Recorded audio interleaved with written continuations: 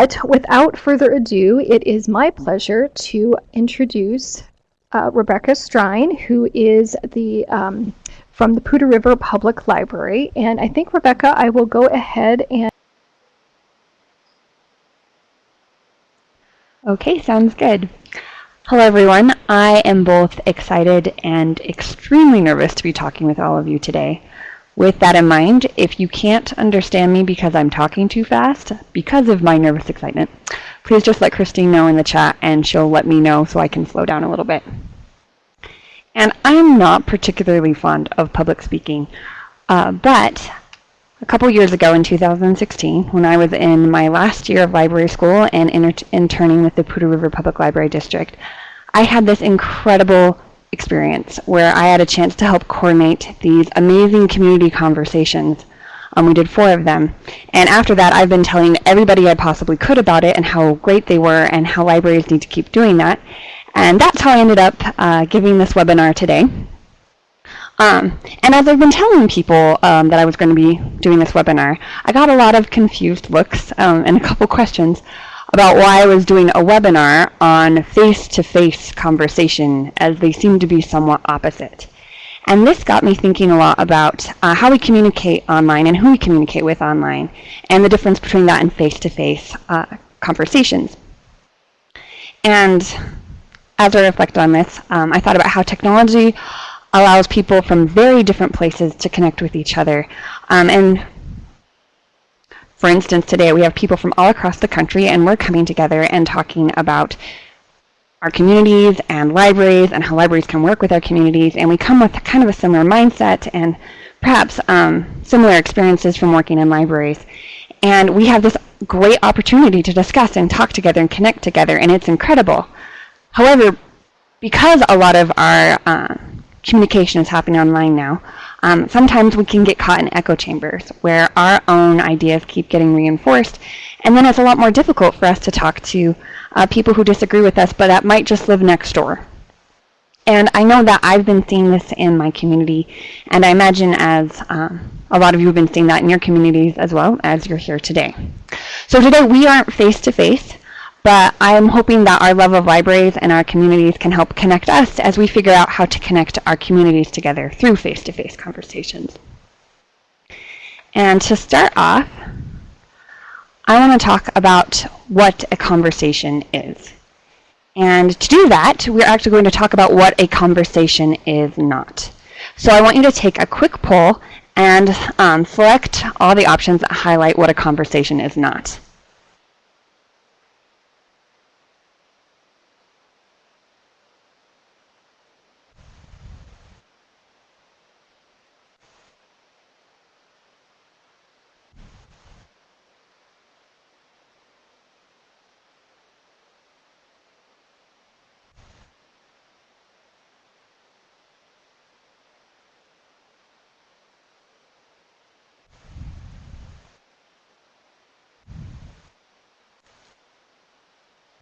Okay, so hopefully you had a couple minutes to kind of look over those ideas and kind of reflect on what happens when we're having a conversation and what happens when we're just talking.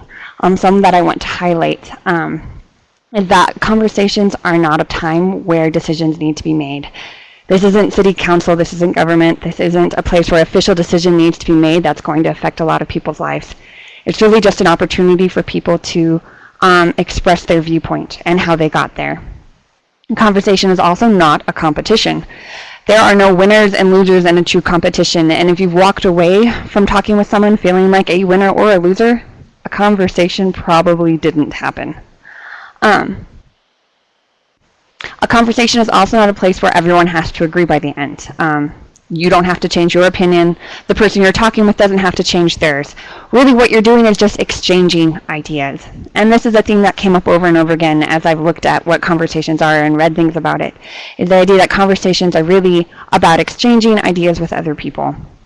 And that's what I'm talking about in this presentation, is creating a space in your library where people can have these conversations, where they can talk with each other and see each other, and not just see each other as another idea, but as a person that has lots of different thoughts and ideas and things that affect how they think and how they act.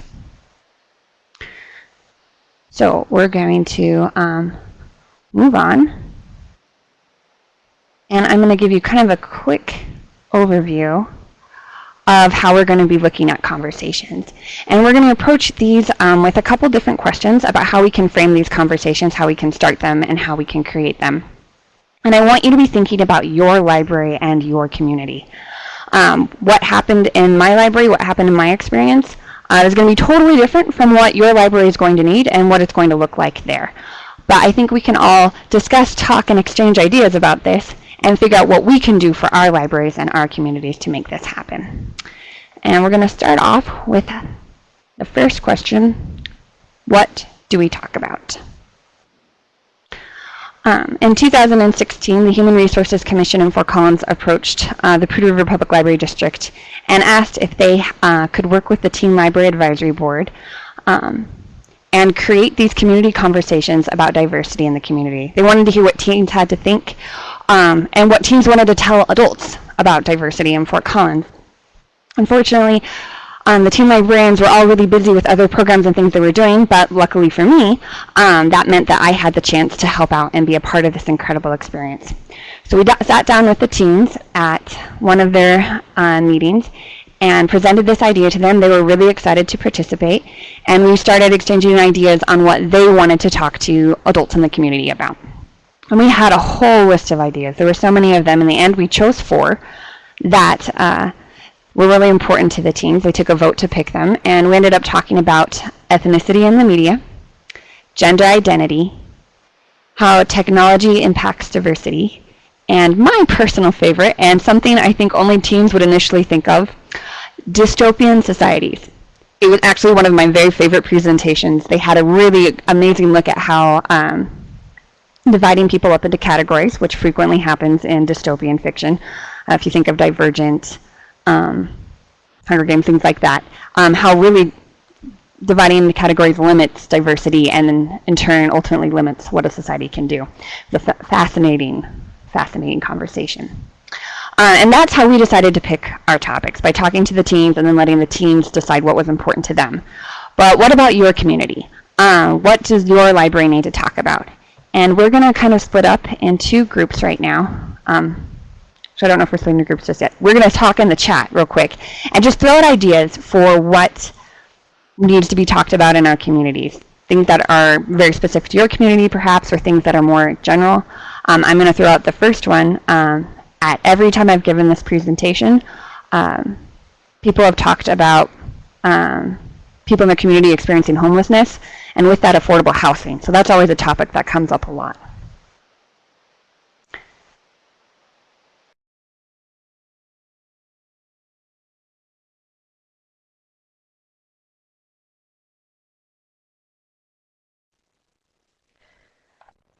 Yeah, these are all great, kind of leading to things like gentrification, civility and racism. Obviously, mental health is huge right now, immigration, addiction, and the opioid crisis. I think that while obviously the conversations that you want to have in your communities are going to be dependent upon that community, that there's a lot of crossover. There's a lot of things that affect us where people are actually more similar than disparate. So yeah, these are great. School shootings, unfortunately. And actually, I like Angela's thought, actually having a conversation about how people on different ends of the political spectrum, sorry, I'm having trouble with words, are not able to talk to one another. So that's very meta, like how do we have conversations about the need to have conversations? And that would be a great one to start off a series of community conversations. Yeah, that's true. Yes, civic participation.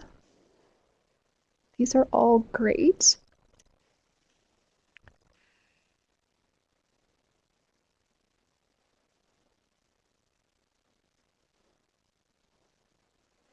So what I'm doing right now is I'm kind of taking notes to see sort of what is popping up more than once. And this is very non-scientific because we're going to use, excuse me, some of these topics as we move forward.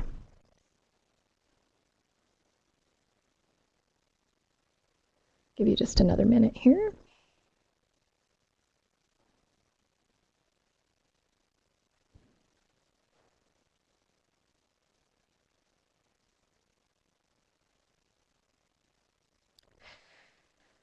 Okay, Angela, well, it is being recorded, so you can hopefully come back. All right, so what we are going to do now, and Rebecca, you can tell me if I'm doing this too early. Do you want me to go ahead and pull up the 4 chat windows? Or does that come in? Yeah, let's pull up the 4 chat windows now, and then they can kind of think about which one they want to join. And then as I'm talking about the next topic, people can keep that in mind, which chat they kind of want to start participating in. So what I'm doing now is I'm taking some of the topics, I can't type and talk at the same time. And I'm kind of creating 4 different categories with 4 different topics. If your topic is not typed in, that does not mean that I did not like it. I'm just kind of picking some so that we can use them moving forward, and I'm hoping that I'm also spelling everything correctly.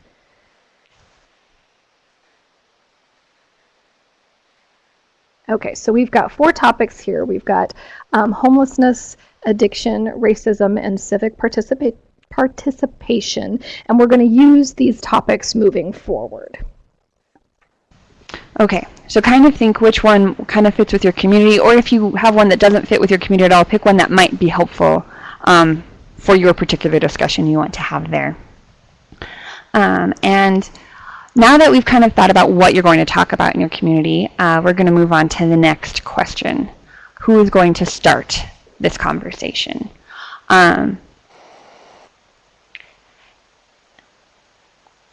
And as I mentioned earlier, we started off by knowing that the teens were going to be a big part of the conversation.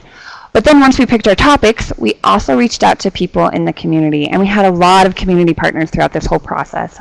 Like I mentioned, there were 4 different forums, and for each forum, for each topic, we approached a lot of different people, and some even came to us and asked if they could participate. And some I want to highlight. The City of Fort Collins Police Services, they'd already done a program at our library about staying safe online and cybercrime. And so we just invited them to come back and to include a part of their presentation. So that's one way we made a connection. One of our librarians, her child, Andy, had previously in the last year transitioned from female to male. And so we had an amazing opportunity to invite Andy to come share their story with all of us. And so that was just a connection we made within the library. And then a couple were very topic-centric. We knew that we were talking about technology, so we wanted to invite a professor from CSU that dealt with computer science or something in technology and to talk about what that looked like for different diverse groups and their involvement in technology and in the education aspect of technology.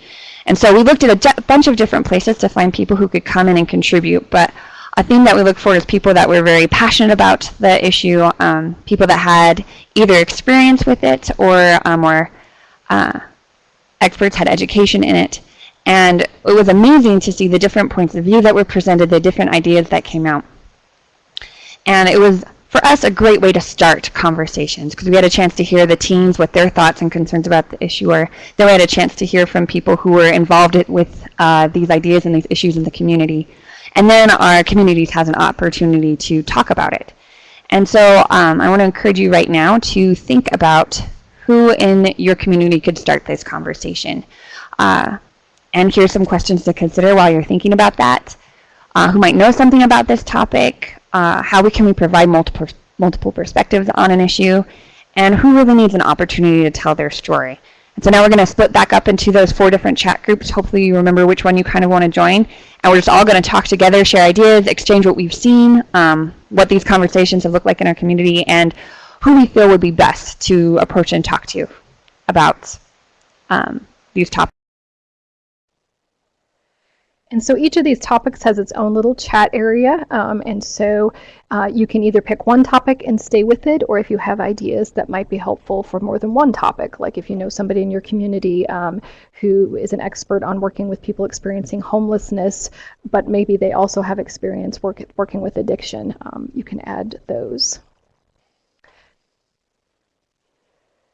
Yeah, so under addiction recovery service organizations and definitely law enforcement, because they're seeing it, I think, kind of like we are, maybe from 2 different perspectives in terms of, it's probably against your library policies to potentially, have drugs and alcohol in the library, and the police are kind of dealing with that also, but then there's that kind of human element that humans are experiencing addiction, and it's very difficult and it's very hard.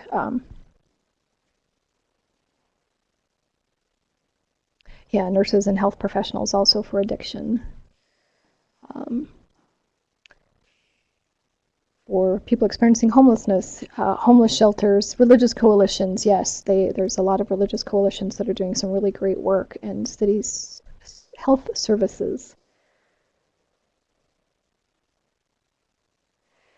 And Justine had put over in the left-hand chat just younger generations, and I think that that's something else to maybe think about in terms of who might need a voice, maybe inviting high schoolers or middle schoolers to come. And there's I just heard of a library district in Colorado, and I'm going to forget which one. They're actually creating kits for conversations for younger kids, like how to deal with divorce and those kinds of things. So I think there's a wide audience that we can also invite. So this is great. Racism, yeah, people that are actually experiencing it. And there's different groups like the NAACP. Asian American Heritage Center, yeah, that's great.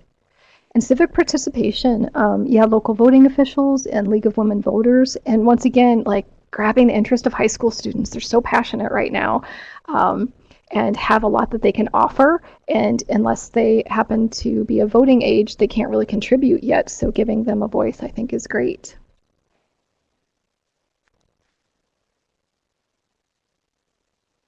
So these are all great ideas. So what we're going to do is we're going to kind of step away from kind of brainstorming people that you can work with, but we're going to come back to these topics in just another couple minutes. So keep in mind who you're thinking about talking to, and it might change and evolve as we continue going through kind of these thoughts of what these conversations can look like. And here is a big one. How are we going to talk about it? And once again, this really is going to depend on your community, your topic. We did not go into a lot of planning when we first started creating these forums. We went with this kind of standard format of presentation and then question and answer. And at first that worked okay, but then we came to the Gender Identity Forum. And I don't know if a lot of you remember 2016, but this forum happened at the beginning of June, and the months preceding that, there was a lot of news about transgender issues and things like that occurring, and so it became a much more hot topic than we originally had anticipated. And with that in mind, we realized that we needed to really think about how we were going to have this conversation, what we wanted it to look like, and how we wanted to make sure that these teens that were sharing some very personal life experiences, that it would be a very positive experience for them. And one of the things we decided to do was adjust how we did the question and answer part of our discussion. And instead of it just kind of being a free-for-all where people could raise their hand and ask a question and then the presenters would respond, we decided to make it a little more controlled in the sense that we passed out note cards to everyone, and throughout the presentations, they would have the opportunity to write down questions, and then at the end of that, we had someone collect all of those note cards and we handed them to our mediator, our facilitator, who was this phenomenal person. They were a transgender stand-up comedian, and so they were really used to dealing with a lot of craziness and taking it and making it positive and adjusting things and helping people realize when a question they asked wasn't appropriate, but doing it in a way that was really funny and inclusive and not making anyone feel silly for asking a question in a wrong way. And so we filtered all the questions through this moderator, who then adjusted things and asked questions and figured out a way to ask questions to the teens in a really good way. And it ended up being this incredibly positive experience. We were worried that there would be some negativity, and so we ensured that after the forum there would be time for the teens to get together and have a conversation about what happened. And we were worried that we'd have to do a lot of it's okay, some people don't understand, and instead it turned out to be this incredibly positive experience where everyone came away understanding each other a lot better and understanding where they were coming from. And part of that was because of the presenters, the moderator, and the community members that attended, but I can also attribute it to one of the librarians who came up with the idea for the note cards and really put a lot of thought into how we could make this conversation happen in a positive way. And so for each of these discussions you're going to have, there's a lot of different ways they could actually happen. It might not be a panel discussion. It might be more of a question and answer. It could be one where people are meeting in small groups where you have 5 people come in and talk about a question. You might want to do something that involves note cards like we did, or maybe put time limits on comments, things like that. But each conversation will have its own unique way of happening, depending on how you're talking about it. One of the more interesting ones that I heard was they wanted to do the term is, I think, a human library, where people had a chance to talk to different members of their community one-on-one for about 5 minutes and chat with them about things that were happening face-to-face. And that I thought was a brilliant one. It wouldn't have worked for our library in our particular situation with what we were dealing with, but I hope to try that out at some time in the future. So think about all these different ideas, different ways to approach the topics we have: homelessness, civic participation, racism, and I can't think of the last one at the moment. But what are ways you feel people could approach them? And I've learned every time I've talked with people about this new and different ways to do it, or reasons why to do it a certain way. So feel free to type a lot and talk about that.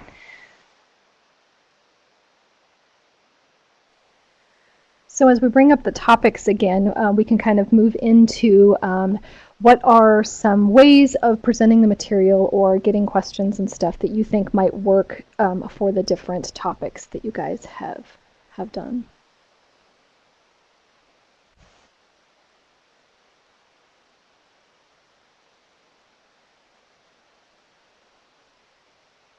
And it's great that a couple people in attendance have actually done the human library thing, and it seems to be very positive, so that's great.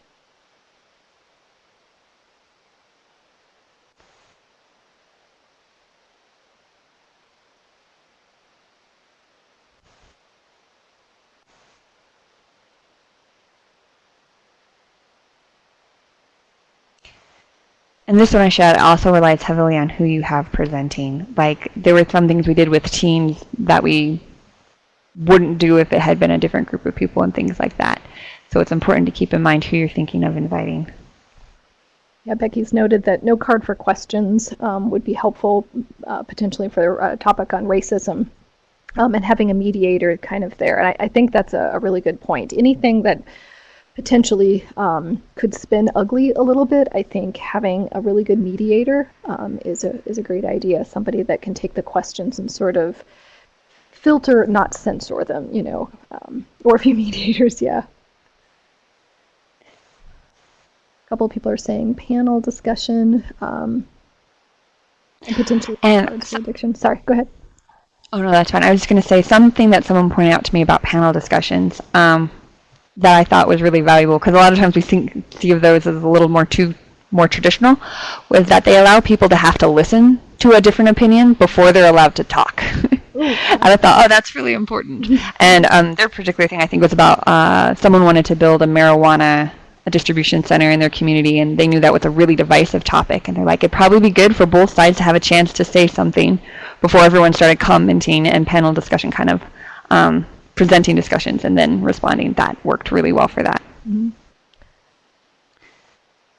Yeah, and Hannah said that they've included people experiencing homelessness in the human library, but she thinks that having a more sort of open conversation, either with a panel or note cards or both, would be beneficial. And as I mentioned or raved about, the note card thing actually worked really well for a very sensitive topic, just because it could be a little more controlled, and you could catch those questions that weren't necessarily questions or weren't phrased in a way that was accurate. And I like Lena's idea about maybe setting up the room like in a circle, so that people can sort of like see each other and participate that way. So depending on how many people you have involved. Small groups. And I like Betsy's idea for civic participation. You could have a presentation about dialogue and communication, conversations, and then allow small groups to practice, which is a great idea also. And I really like the idea of small group discussions. We were going to try that at one point, and then it didn't end up happening. But if someone's actually done that, where you've had a main talk and then allow people to split up into small groups, I'd love to hear about it. because I think it'd be a phenomenal way for a lot of people to get a chance to talk with different people and hear different ideas. And Justine was asking about what a human library is, and Angela very kindly answered that. Volunteers from diverse communities kind of play the role of books, so you actually like check out a person, so you get a chance to actually interact and talk with somebody who, once again, you pick a theme like, maybe somebody experiencing homelessness, somebody who has transitioned, somebody from a different religion or something like that. And it's, once again, a way of kind of humanizing some of these topics that just can get really people can get very polarized about and kind of forget that humans are dealing with this. So. And another thing I want to add that's really valuable when you're considering how you want to set this up is what sort of guidelines you want to create for your conversation, and rules if you need them. But making sure that people are aware of what behavior is appropriate and what isn't, and that's on all sides of the spectrum, making sure that people understand that only respectful comments are included, and that they might be asked to leave if things that they're saying don't fit, or if they are getting a little too aggressive about a certain topic. And when you start that off from the get-go, when you're telling people from the very beginning, then they're aware of that. I'll get into a few of these things when I start talking about our next topic, but I'll touch on a few of them now.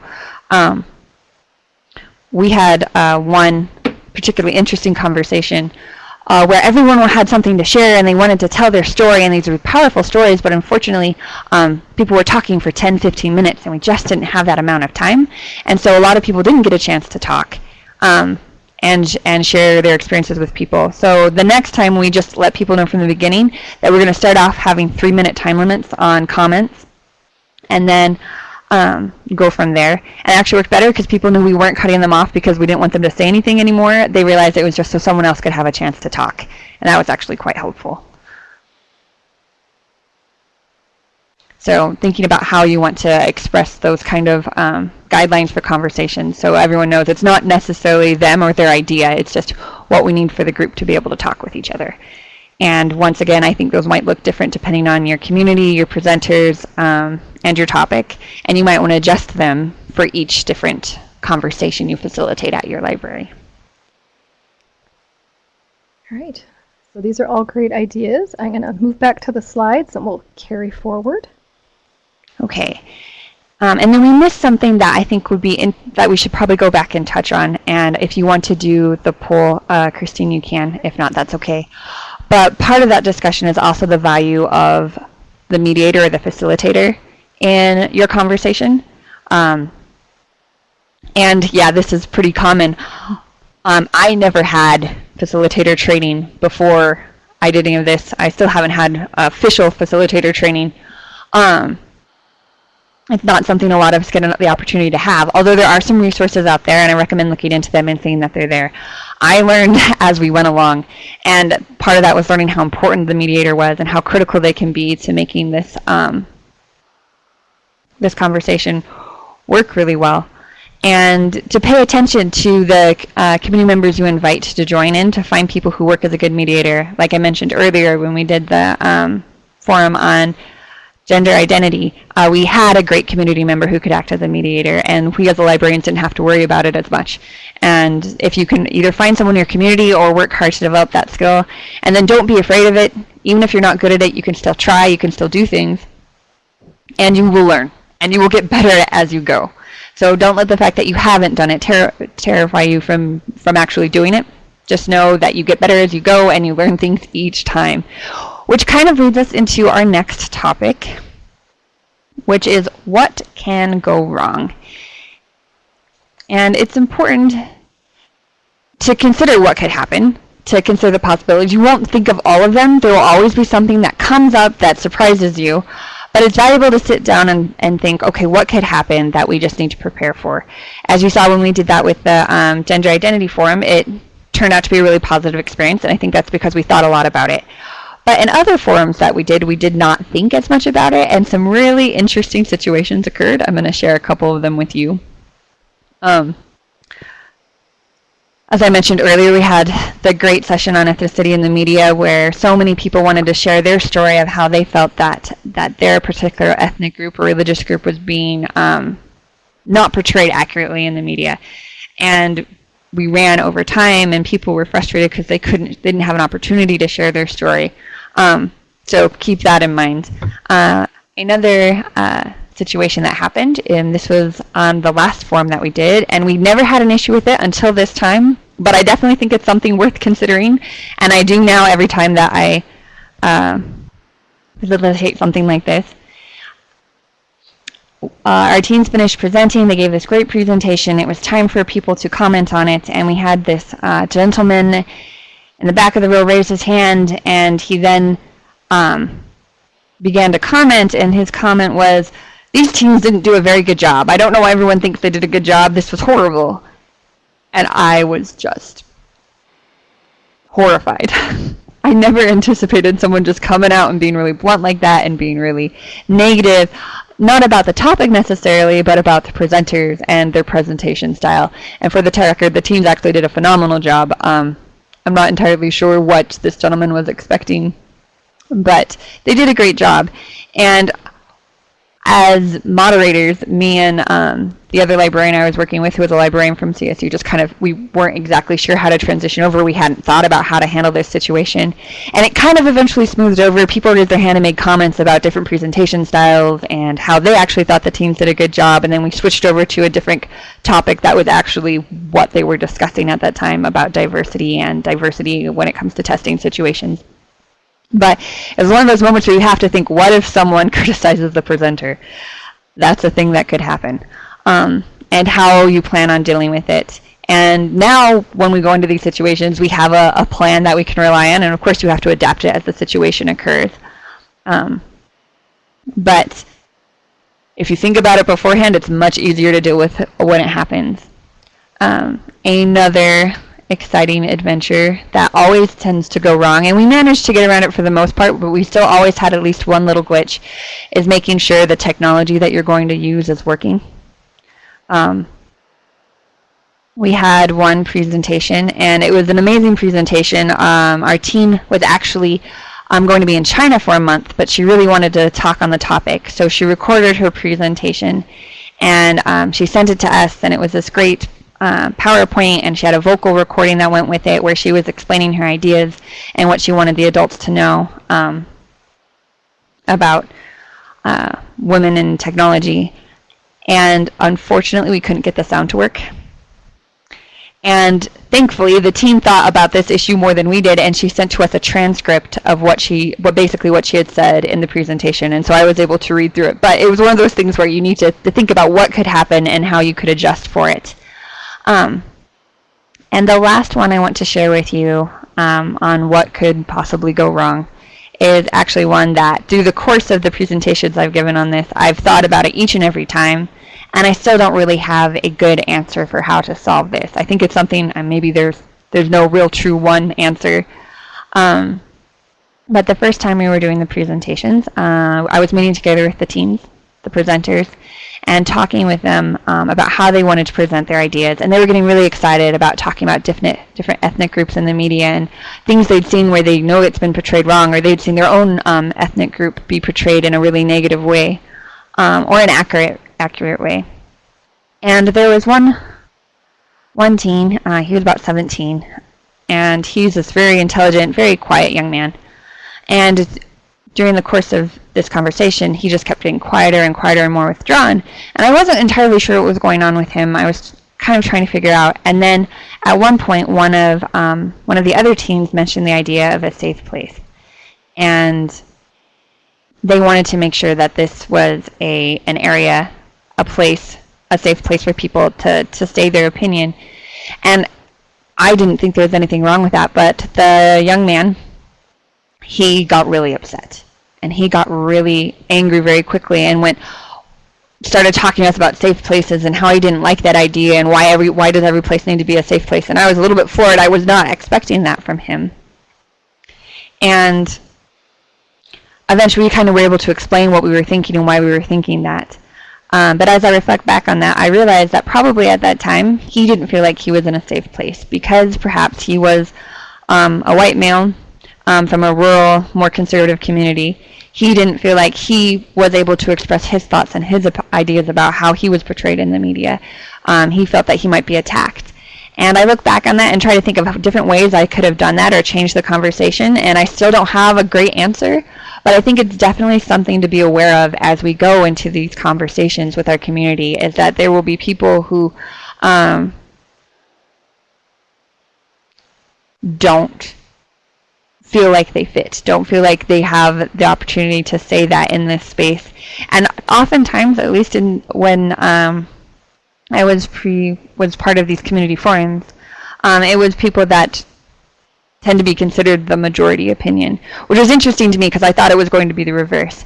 And so just making sure that everyone has the opportunity to politely express and their thoughts and ideas without feeling attacked. And I think, this is a problem we're always probably going to be working with, how to get around that, how to solve it. But to think about that before you go in and talk with people, and maybe approach people if you're doing something about gun violence in school, making sure that you include someone who owns a gun or who is part of the NRA or who has a different view on it, and making sure they have the opportunity to feel comfortable talking in that place and creating that space. So with that, though, I also want to talk about everything that went right with the forums. These communicated conversations were powerful. Clearly, I'm going around and telling people about them and telling why they're important and trying to get more ideas about how to continue doing them. They changed me. They changed how I viewed libraries and what we can do within the library walls and how we can help our community through a library. They also allowed me to meet and talk with people from who had experiences and who had ideas that I'd never really thought about or never had a chance to talk with someone about them face to face. I'll admit, with the gender identity forums, I was really nervous because I am really good at mixing up pronouns. And I was dealing with a lot of different pronouns and changing pronouns, and I discovered that they were all really friendly and kind, and when I messed up, they weren't angry.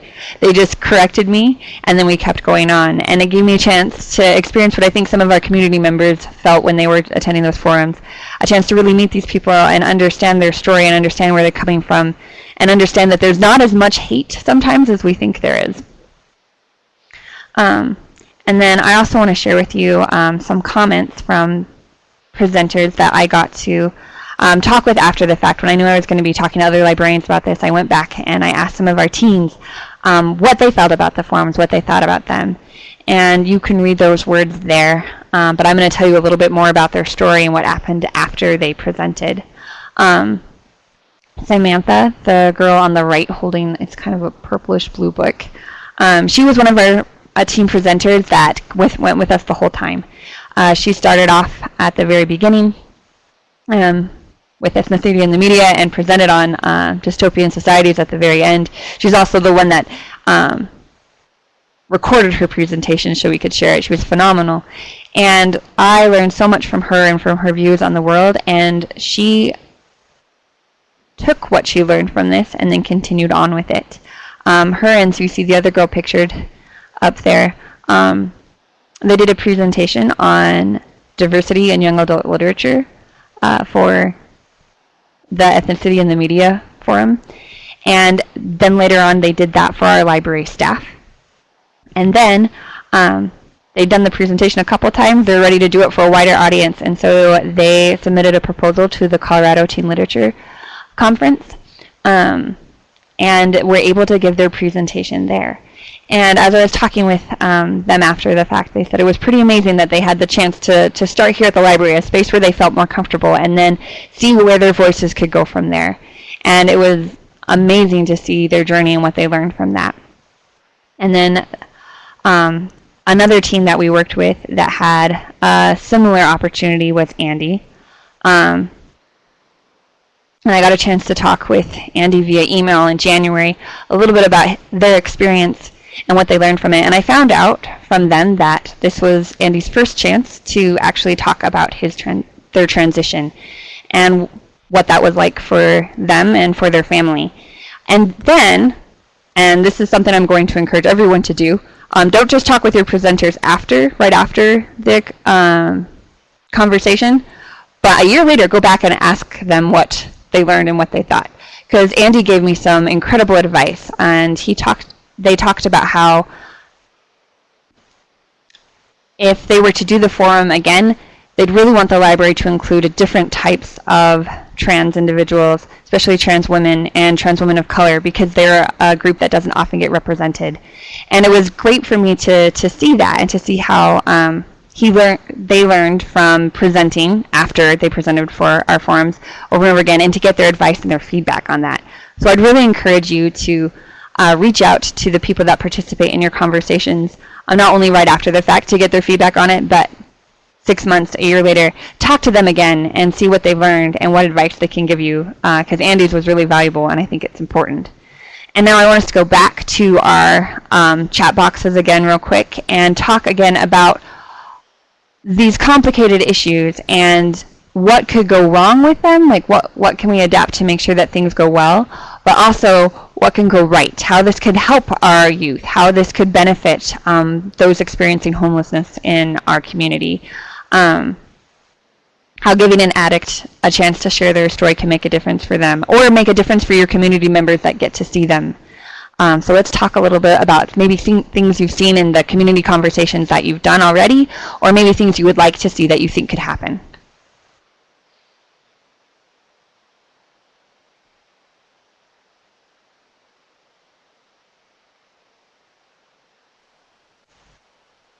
Yeah, I think I agree with Katie, sort of like just simply raising awareness for a lot of these different topics. One of the things I think about is so many people, you have your opinion, you have your ideas about things, but like I said, we're kind of in a very polarized kind of world, and we tend to hang out with people that agree with us, and sometimes we forget that all of these issues are happening to actual human beings. It's not an issue, it's people. And I think that that's another great benefit to having the conversations, is putting a face to some of these issues, and that it's about people. I definitely agree. It also gave an opportunity for other issues in the community to come up. We got ideas for some other forums based off of comments that people were making that weren't necessarily on the topic that we were doing, but allowed us to see other things that people were experiencing in our community that were worth discussing. When we did the technology forum, and the police officers were talking about issues with cybercrime, and at that point he was talking about sexting and how high schoolers were getting caught up in this trap and all these issues were happening with it. But in that conversation, someone made a comment about police brutality that none of us were anticipating, and we didn't want this particular conversation to focus on that, so we steered it away from that. But it gave us an opportunity to be like, okay, maybe this is something we should talk about with our community. How do policemen respond to issues, their perspective and other people's perspective on that? And because of that question that came up, we were able to adapt it. And so from these, you can also learn other things that you might not have thought of that are affecting your community as well. Yeah, raising awareness, the personal stories, and under civic participation, sort of like increasing voter participation, which I think is huge. But also, I like what Jenny said about kind of joining or forming community action groups. I think for a lot of these areas, you'll find that there's multiple entities in your communities that are working on the same thing, but either they're maybe not aware of each other, or like they don't have a place to all come together. And I think that that's a really great idea. Empathy and reducing stigma.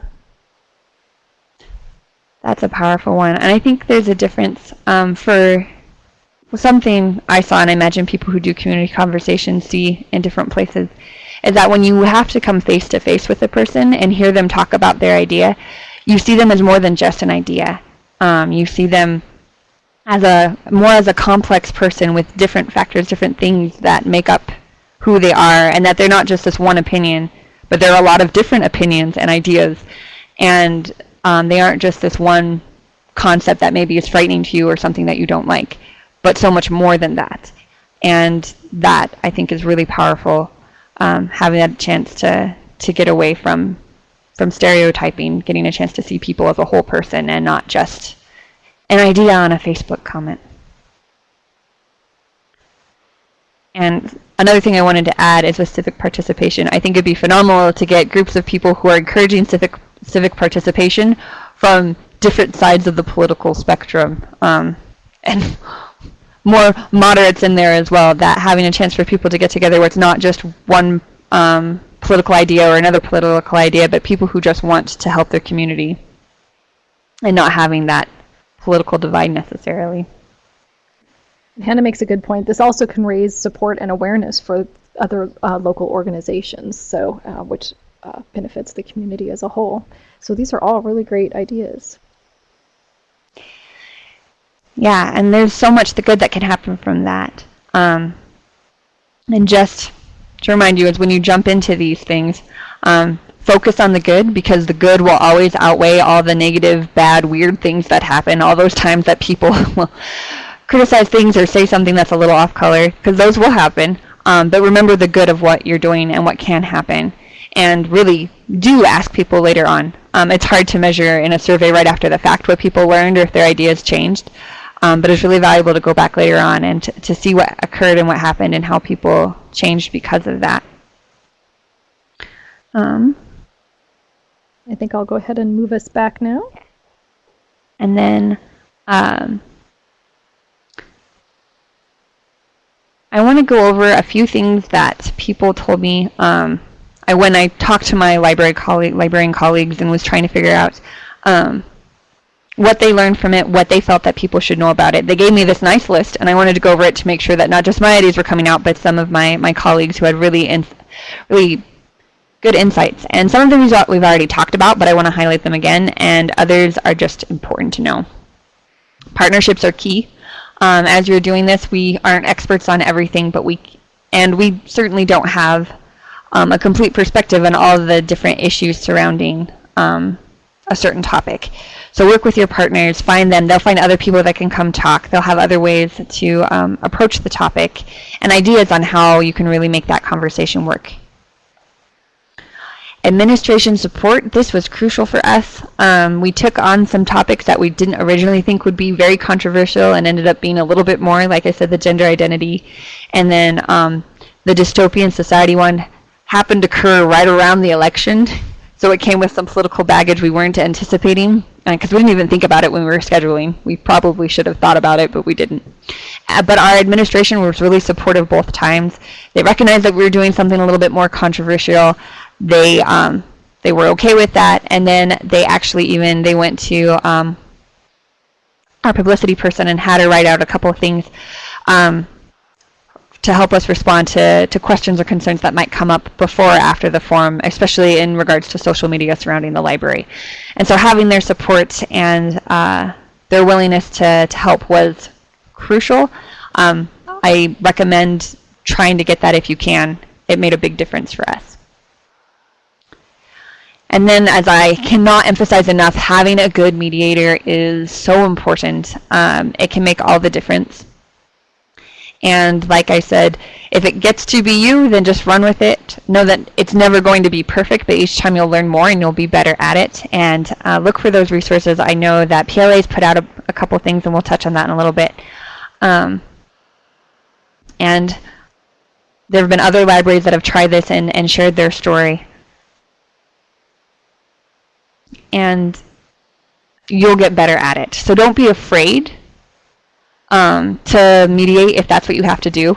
But if you can, track down a good mediator that has experience. And then an adaptable format. Be willing to change depending on what you're talking about. Be willing to adjust, not for each conversation that happens, but also for each topic. And sometimes you have to adjust during the middle of a conversation based off of what's going on. So just make sure that you have that kind of plan in mind, and that you are able to quickly adjust as needed and are willing to adjust for each topic and for each presenter, so that you can do what best suits that particular conversation. And here's one that I feel like many of us are very familiar with, but we didn't do that. And so, for instance, when we scheduled the dystopian community conversation right around the election, we didn't realize how heated the election was going to be, but it's probably not a good idea to talk about a dystopian society near an election anyways. Also, and I'm sure several of you might have had this experience, we accidentally scheduled one of our forums on the day there was a CSU football game. And if you don't know, CSU is a local college in Fort Collins where we were doing these forums. And so our attendance was very different that night than other forums, which was interesting. It did provide an opportunity for us to have a much more smaller discussion, which was fascinating and a really good experience. But just remember what's going on in your community before you schedule things, and also how you approach things. Just be aware of what's happening so you can adapt as needed. And then keep the discussion focused, because it is really easy for people to get off topic and for one comment to lead to something that is a little bit relevant but not quite, and then for that to keep spiraling out so you're no longer talking about what you originally came together to discuss. So just have good questions or good comments that can help bring the discussion back when it gets a little bit off topic. Having those in advance was really useful. And we had one fantastic team librarian who always kept that in mind and made sure we had a way to bring the discussion back. And then find ways to continue the conversation. And this is one where you can start the conversation face-to-face, give people an opportunity to really talk with each other and get to see each other as people, but then find other ways, and this is where technology can come in to continue that conversation. Some ideas that I've gotten from people are providing a kind of a passive program in the library where people could maybe go put up sticky notes with thoughts or maybe comments they weren't able to make during the actual program. Also making sure there's resources that people hear about this topic, but then they know that there's resources in the library and resources in the community that they can go learn more about that particular topic. And then if you do social media on your library, maybe find a way to include that in there and to kind of a mediated conversation that allows people to keep sharing their thoughts. And that can be really powerful because, as I mentioned earlier, as things continue on, ideas evolve and people learn different things. So finding ways for your community to continue that conversation is really powerful and very useful. And now we're getting close to the end of our time. But I wanted to highlight a few resources that I've discovered while doing this. I did not have these when I started it, but as I've been presenting to people, they've shared great resources that they've used that they thought were really helpful, and I want to share some of them with you. But I'd also like to invite you to share resources that you found as you've been doing community conversations in your library. What has been really helpful for you, whether it be links or a book or other things that have been helpful. PLA a couple years ago did Libraries Transforming Communities, and this just walks you through how to host community conversations. There's several different sessions that you can watch. They're over now, but you can watch the recording and learn from them and learn from what they have to say. There's a lot of different articles about different libraries trying this. One example would be the Nashville Public Library's article, Convening Community Conversations. It gives you kind of a good idea of what it looked like for them and how they did it. They did something completely different from what my library did, and it worked great. And then a library in Idaho went together and put together a guide for doing a conversation without a guest speaker, which we never had to deal with, but I think it's a really fascinating idea and something worth exploring and something I want to try. And then the last one is a YouTube series called Middle Ground, and this is probably not what it's going to look like at your library, but essentially they take people from very different sides of an issue. An example would be immigrants talking to people that are anti-immigration, or people who supported one political party talking to people who support a different one. And then they sit them down and have them talk together. And the questions they ask are really interesting, and they have a really unique way of doing it. And I think it can give you ideas for how you can phrase questions or how you can help take two very different sides. And then also you can kind of see where things get tense and have ideas about how to work with that. So these are all some good resources that I found. Please share ones that you've used. And we can all learn from each other and keep learning and having these conversations. And I want to conclude by talking a little bit about how powerful libraries are in creating spaces for people to have face-to-face conversations. The space that the library provides is incredible and sometimes undervalued by our communities and sometimes even ourselves. we, working in a library, have opportunities to talk with all different kinds of people, different ethnic groups, different religions, people on at different places on the gender spectrum, with different ideas and different ways to do things. And every day we're having face-to-face conversations with them, on probably not on the most controversial topics, but as we're finding information for them and helping them use the library and helping them be a part of the community, we really are a key part of that. And to never forget how important your role in having conversations with your community is, and how important it is that we continue to do that and continue to fight for people being in libraries to help have conversations with people. I want to thank you all so much for being here today, for sharing your thoughts and your ideas. Once again, I've learned so much from what people are doing in other places and from their ideas on how to facilitate conversations in their community. I hope that you have the chance to do that. Please share. We'll be putting more resources up online. You have the handout.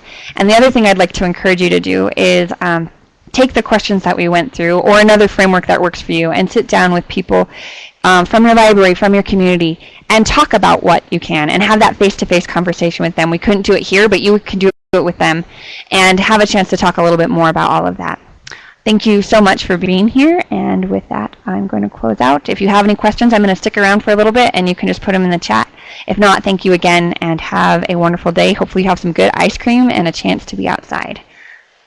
And this is Christine again. As we wrap up today, I want to thank Rebecca again for sharing not only how things worked in her library, but hopefully you guys could feel that kind of energy and passion that she has for this topic.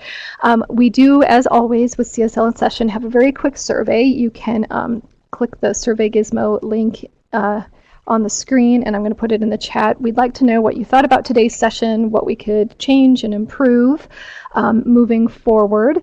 As stated before, I have recorded this session. I hope to get the archive up this afternoon. I think I'm also going to take some of the items that you guys placed in chat. I'll strip out everybody's names, but I'll come up with a way of organizing that in the next couple days to also post on the CSL in Session website.